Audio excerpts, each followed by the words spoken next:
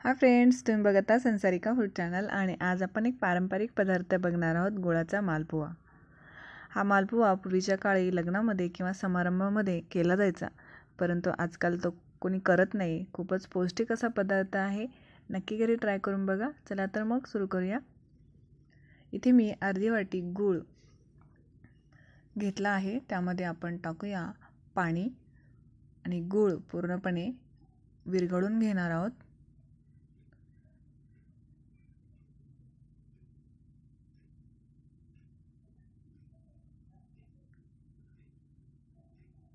आपला गूळ पाण्यामध्ये विरघळला आहे।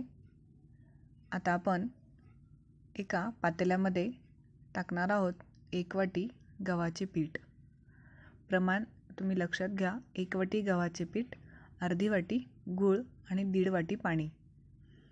आता आपण गुळाचं पाणी गाळून घेऊया, कारण गुळामध्ये कधी कधी माती किंवा घाण असू शकते। आपण पाणी हे गाळून घेणार आहोत आणि स्मूथ असं बॅटर आपण रेडी करणार आहोत। आपण डोसे बनवतो, डोस्यांना जसं बॅटर बनवतो तसं आपण बॅटर बनवून घेणार आहोत।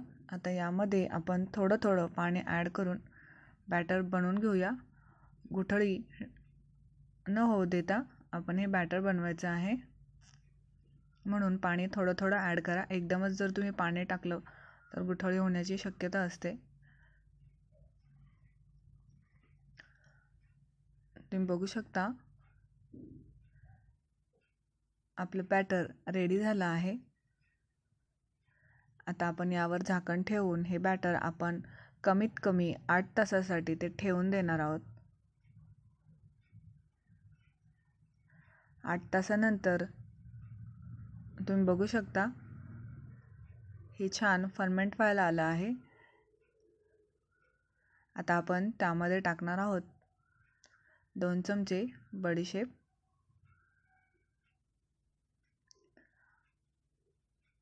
आणि थोडंसं मीठ।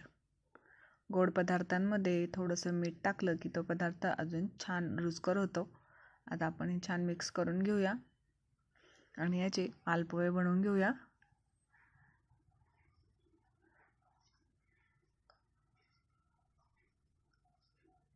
यासाठी मी कढईमध्ये तेल गरम करून घेतलं आहे। तेल गरम झालं की आपण त्यामध्ये मालपुवा करून घेऊया। 1 मोठा चमचा बॅटर घेऊन पुरी एवढा आपण मालपुवा तळून घेऊया।